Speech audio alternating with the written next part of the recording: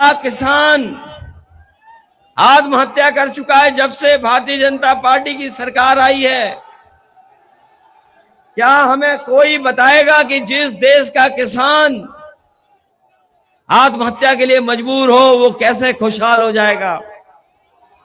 ये लोग जो विकसित यात्रा भारत की लेकर के निकले थे, इन्होंने किसानों की लागत बढ़ा दी। आज अगर आकलन हम करें, बताओ लागत बढ़ गई कि नहीं बढ़ गई? और केवल डीजल पेट्रोल नहीं, हर जरूरत की चीज महंगी हो गई। डीजल पेट्रोल तो हुआ ही है महंगा, हर चीज सरकार ने महंगी कर दी। और ये जो खाद वाली चोरी हो रही है, ये लोग पता नहीं कहां से सीख करके आए हैं।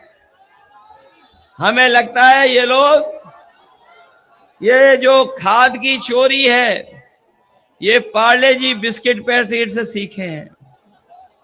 जो लोग पुराने होंगे वो जानते होंगे, पहले पार्ले जी का बिस्किट पैकेट इतना बड़ा आता था। जैसे जैसे महंगाई बढ़ी, उन्होंने मुनाफा कमाना शुरू किया और उन्होंने, बताओ, पैकेट में बिस्किट कम करना शुरू कर दिया कि नहीं कर दिया? पहले जो इतना बड़ा पैकेट आता था, बताओ अब इतना सा पैकेट हो गया कि नहीं हो गया? याद रखना, ये बीजेपी की सरकार आ गई तो हो सकता है कि एक बिस्किट का आपको पैकेट मिले, एक बिस्किट का। समाजवादी पार्टी 2024 के लोकसभा चुनाव में सूबे की कुल 80 में से 62 सीट पर चुनाव लड़ रही है और बाकी सीट सहयोगी दलों की है। सपा ने इस बार 5 यादव प्रत्याशी मैदान में उतारे हैं। सपा ने अपने गठन के बाद पहली बार इतने कम यादवों को लोकसभा चुनाव में टिकट दिया है। वहीं दूसरी तरफ बसपा प्रमुख मायावती ने इस बार 4 यादव समुदाय प्रत्याशी मैदान में उतारे हैं। तो दोस्तों, आज हम बात करेंगे यूपी में यादव सियासत के बारे में। तो आइए इस विषय में हम लोग चर्चा शुरू करते हैं। नमस्कार दोस्तों, स्वागत है आपका मेरे यूट्यूब चैनल एंटरटेनमेंट जोन में। आज मैं फिर हाजिर हूँ आपके सामने एक नया वीडियो लेके, एक नई जानकारी लेके।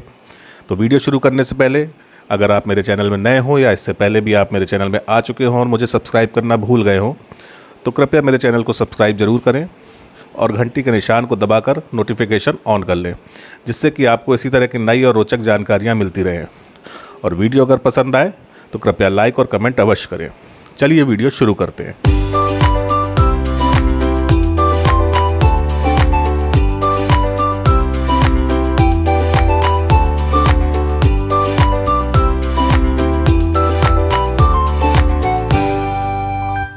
तो दोस्तों, जैसा कि आप जानते हैं, लोकसभा चुनाव का तीसरा चरण पूरा हो चुका है और इस समय सारे राजनीतिक दल अपने अपने गणित गुणा में लगे हुए हैं कि कैसे क्या किया जाए, कौन से मुद्दे उठाए जाए जिससे कि उनकी पार्टी को फ़ायदा हो और वो लोकसभा चुनाव में अच्छा प्रदर्शन कर सकें, ज़्यादा से ज़्यादा सीट जीत सकें। इसी क्रम में आज हम बात करेंगे उत्तर प्रदेश की जो यादव सियासत है, जिसके जनक हमारे नेताजी माननीय मुलायम सिंह यादव जी रहे हैं। उनकी यादव सियासत के बारे में हम लोग आज चर्चा करेंगे। तो चलिए शुरू करते हैं। उत्तर प्रदेश की सियासत पूरी तरह से ओबीसी के इर्द गिर्द सिमट गई है। पिछड़ा वर्ग में सबसे बड़ी आबादी यादव वोटर है, जिस दम पर मुलायम सिंह यादव 3 बार और उनके बेटे अखिलेश यादव 1 बार सीएम बने हैं। सपा ने लोकसभा चुनाव में पहली बार सैफई परिवार के बाहर के किसी यादव को टिकट नहीं दिया है। सपा ने यादव समुदाय से 5 प्रत्याशी उतारे हैं और सभी मुलायम परिवार से हैं, जबकि बीजेपी ने सिर्फ दिनेश लाल यादव, अपने निरहुआ भैया, को टिकट दिया है। सपा के बराबर ही बसपा प्रमुख मायावती ने भी यादव प्रत्याशी मैदान में उतारे हैं। आइए दोस्तों, बात करते हैं इस यादव सियासत के इतिहास की, जो कि नेताजी के द्वारा शुरू हुआ था। तो उसके बारे में चर्चा करना यहाँ ज़रूरी है। उत्तर प्रदेश के सियासी इतिहास में 90 के दशक के बाद पहली बार यादव समुदाय की सियासत हाशिए पर खड़ी नज़र आ रही है। यादव समुदाय के दम पर सत्ता के शिखर पर पहुंचे मुलायम सिंह यादव सियासत की नीति से यह काफ़ी अलग है। सपा अभी तक हर एक लोकसभा चुनाव में सैफई परिवार के अलावा 5 से 6 सीटों पर यादव उम्मीदवार उतारती रही है, लेकिन पहली बार है कि जब आधा दर्जन से कम प्रत्याशी दिए हैं और सभी यादव परिवार के सदस्य हैं। माना जा रहा है कि अखिलेश यादव सपा को यादव परस्त वाली छवि से बाहर निकालने की कवायद में है। सपा 2024 के लोकसभा चुनाव में सूबे की कुल 80 में से 62 सीट पर चुनाव लड़ रही है और बाकी सीट सहयोगी दलों की है।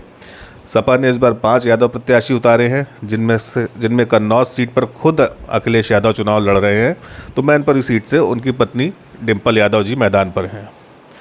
आजमगढ़ सीट से धर्मेंद्र यादव, बदायूं से शिवपाल यादव जी के बेटे आदित्य यादव और फिरोजाबाद सीट से राम गोपाल यादव जी के बेटे अक्षय यादव चुनाव लड़ रहे हैं। अलावा किसी भी सीट पर सपा ने कोई भी यादव समुदाय का प्रत्याशी नहीं दिया है। तो दोस्तों, सपा ने अपने गठन के बाद पहली बार इतने कम यादवों को लोकसभा चुनाव में टिकट दिया है। सपा का गठन 1992 में हुआ था और सपा ने पहली बार साल 1996 का लोकसभा चुनाव लड़ा था। 1996 के चुनाव में सपा ने 8 यादव प्रत्याशी मैदान में उतारे थे। इसके बाद 1998 में 10, 1999 में 9, 2004 में 9, 2009 में 11, 2014 में 13 और 2019 में 11 यादव समुदाय के प्रत्याशी मैदान में उतारे थे। इस तरह सपा अपने गठन के बाद से 2014 तक अधिकतम 13 यादव प्रत्याशी दिए, तो 8 प्रत्याशी सबसे कम रहे। लेकिन इस बार सिर्फ 5 यादव प्रत्याशी उतारकर अखिलेश यादव ने एक अलग ही राजनीतिक दांव चला है। 2014 में सपा ने 13 यादव समुदाय के प्रत्याशियों को टिकट दिया था, जिनमें मुलायम सिंह सहित 5 लोग विजेता रहे। इसी तरह 2019 में 11 यादवों को टिकट मिला था, जिसमें से 5 सीटें मिली। मुलायम और अखिलेश यादव के अलावा सभी यादव प्रत्याशी चुनाव हार गए थे। 2014 में मुलायम परिवार के अलावा कोई भी यादव सूची से लोकसभा चुनाव नहीं जीत सका था। माना जा रहा है कि यही वजह है कि सपा इस बार सैफई परिवार से बाहर किसी भी यादव को चुनाव में नहीं उतार रही है। पूर्वांचल में आजमगढ़ सीट छोड़कर किसी भी सीट पर यादव प्रत्याशी नहीं दिया गया है, जबकि कई सीटों पर यादव वोटर प्रभावी हैं। वहीं बसपा प्रमुख मायावती ने इस बार यादव समुदाय से प्रत्याशी उतारे हैं। बसपा ने मैनपुरी सीट से शिव प्रसाद यादव, रायबरेली से ठाकुर प्रसाद यादव, सीतापुर से महेंद्र यादव और बलिया से लल्लन यादव को लोकसभा का टिकट दिया है। 2004 में सूबे की सत्ता पर मुलायम सिंह यादव के काबिज रहते हुए बसपा के टिकट पर 4 यादव समुदाय के सांसद बने थे। इतना ही नहीं, बसपा का पहला सांसद भी यादव समुदाय से ही चुना गया था। मायावती का कोर वोट बैंक यादव समुदाय कभी नहीं रहा। उसके बाद भी यादव सांसद बसपा से चुने जाते रहे हैं। हालांकि बसपा के टिकट पर यादव सांसद पूर्वांचल इलाके से जीतते रहे हैं, इसलिए बसपा ने इस बार इटावा बेल्ट में सिर्फ 1 टिकट दिया है और बाकी 2 टिकट अवध और 1 पूर्वांचल क्षेत्र में दिया है। मैनपुरी सीट को छोड़ दे तो दूसरे किसी भी सीट पर बसपा के प्रत्याशी की यादव समुदाय के सामने आमने सामने की फाइट नहीं है। ऐसे में यादव वोटों का झुकाव अगर बसपा के यादव प्रत्याशियों की तरफ हुआ है तो सपा के लिए खेला हो जाएगा। बताते चलें कि उत्तर प्रदेश में करीब 8% वोटर्स यादव समुदाय के हैं, जो कि ओबीसी समुदाय की कुल आबादी का 20% है। इस तरह ओबीसी समुदाय में सबसे बड़ी आबादी यादव वोटर्स की है। लेकिन सपा उत्तर प्रदेश के इटावा, एटा, फर्रुखाबाद, मैनपुरी, फिरोजाबाद, कन्नौज, बदायूं, आजमगढ़, फैज़ाबाद, बलिया, संत कबीर नगर, जौनपुर, रायबरेली और कुशीनगर को यादव बहुल माना जाता है। सूबे के 44 जिलों में 9% वोटर यादव हैं, जबकि 10 जिलों में ये वोटर 15% से ज़्यादा हैं। पूर्वांचल, अवध और ब्रज के इलाके में यादव वोटर सियासत की दशा और दिशा तय करते हैं।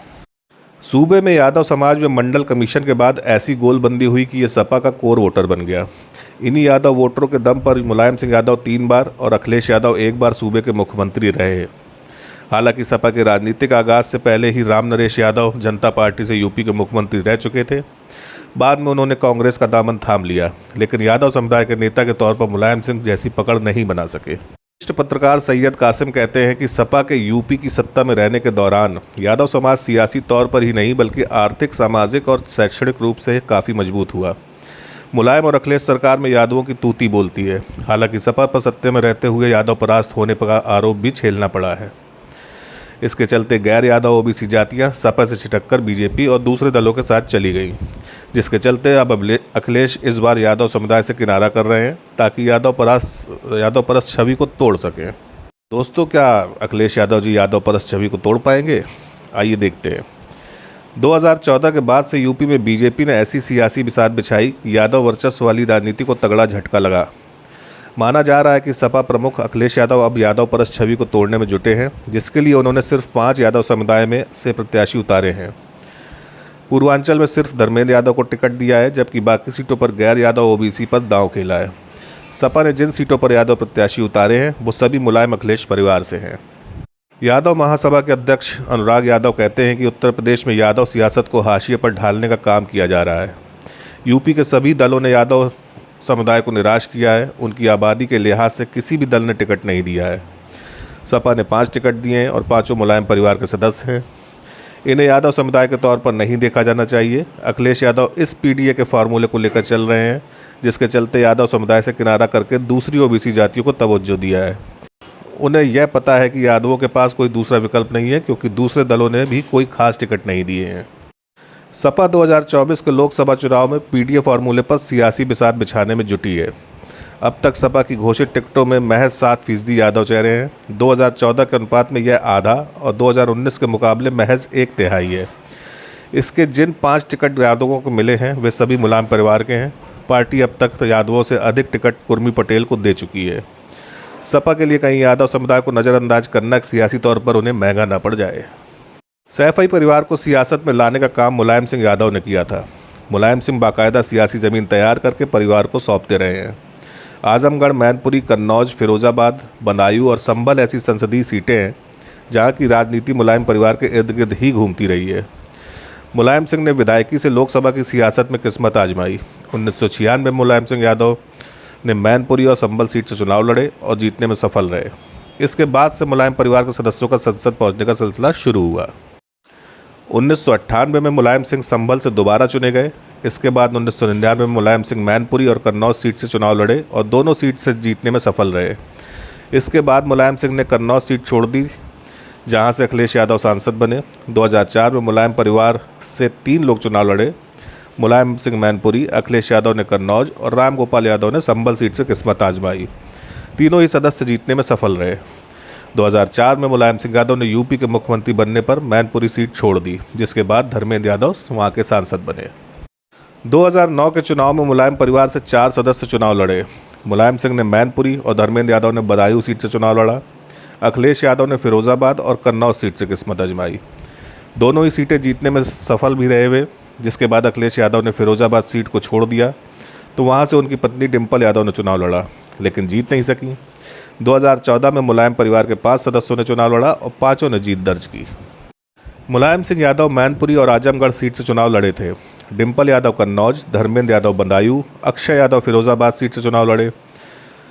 मुलायम सिंह ने मैनपुरी सीट छोड़ दी, जिसके बाद तेज प्रताप यादव चुनाव जीतने में सफल रहे। दोस्तों, आइए समझते हैं 2019 के लोकसभा चुनावों में समाजवादी पार्टी का प्रदर्शन कैसा रहा। मुलायम सिंह यादव मैनपुरी और आजमगढ़ सीट से चुनाव लड़े थे। डिम्पल यादव कन्नौज, धर्मेंद्र यादव बदायूं, अक्षय यादव फिरोजाबाद सीट से चुनाव लड़े। मुलायम सिंह ने मैनपुरी सीट छोड़ दी, जिसके बाद तेज प्रताप यादव चुनाव जीतने में सफल रहे। 2014 में मुलायम परिवार से 6 सदस्य संसद में एक साथ रहे। 5 लोकसभा सदस्य और राम गोपाल यादव राज्यसभा सदस्य थे।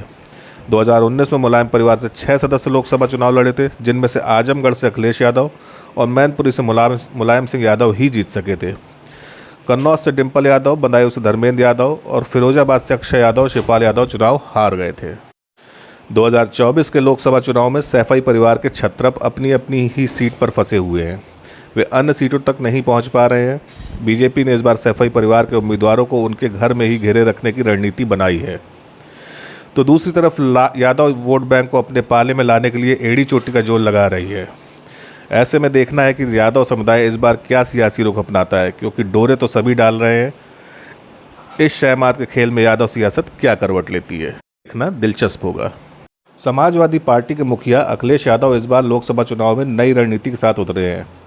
जहां इस बार वो लगातार पीडीए का दम भरते दिख रहे हैं, तो वहीं दूसरी तरफ अब वो पुराने नेताओं पर भी भरोसा जताते नहीं दिख रहे हैं।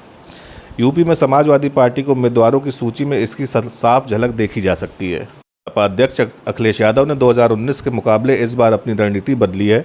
जहां पिछले चुनाव में सपा के यादवों पर ज़्यादा भरोसा जताया था, तो वहीं इस बार उनकी सूची में कई नए चेहरे देखने को मिल रहे हैं। सपा प्रत्याशियों के नामों में पीडीए की साफ झलक देखी जा सकती है। सपा ने मुस्लिम और यादवों से ज़्यादा इस बार कुर्मी, पटेल और पासी प्रत्याशियों को टिकट दिया है। सपा के उम्मीदवारों की लिस्ट पर नज़र डालें तो साल 2019 में जहां समाजवादी पार्टी ने सबसे ज़्यादा 27% यादव प्रत्याशियों को टिकट दिया था, जबकि 11% मुस्लिम उम्मीदवार उतारे गए थे।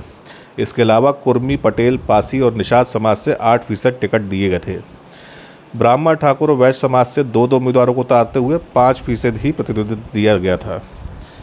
2024 के चुनाव में अखिलेश यादव ने अपनी रणनीति बदली और सभी समाजों को जोड़ने की कोशिश की है।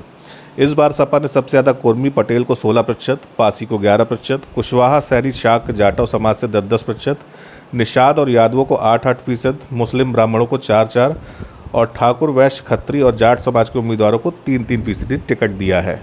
इनके अलावा सपा ने वाल्मीकि, गुर्जर, राजभर, भूमिहार, पाल और लोधी समाज से एक उम्मीदवार उतारे हैं, जबकि 2019 में लोधी, कायस्थ, जाटव, कुशवाहा, नोनिया, चौहान, दानो, कोल और वाल्मीकि समाज से एक उम्मीदवारी को ही उतारा था।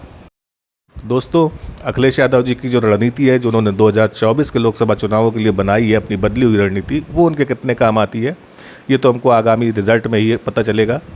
तो तब तक के लिए लोकसभा चुनावों के मज़े लेते रहिए, उसको एंटरटेनिंग बनाइए, एंटरटेनमेंट की तरह लीजिए। और वीडियो अगर पसंद आया हो तो प्लीज़ एक लाइक, शेयर और कमेंट ज़रूर करिए। आपके कमेंट से हम लोग को मोटिवेशन मिलता है और इसी तरह हम लोग नई नई जानकारियाँ इकट्ठा करके आप लोग के सामने लेके आते हैं। चैनल को सब्सक्राइब जरूर करिएगा, जिससे कि आप तक नई जानकारियाँ मिलती रहें। तो मिलते हैं अपने अगले वीडियो पे कल इसी टाइम। थैंक यू, धन्यवाद।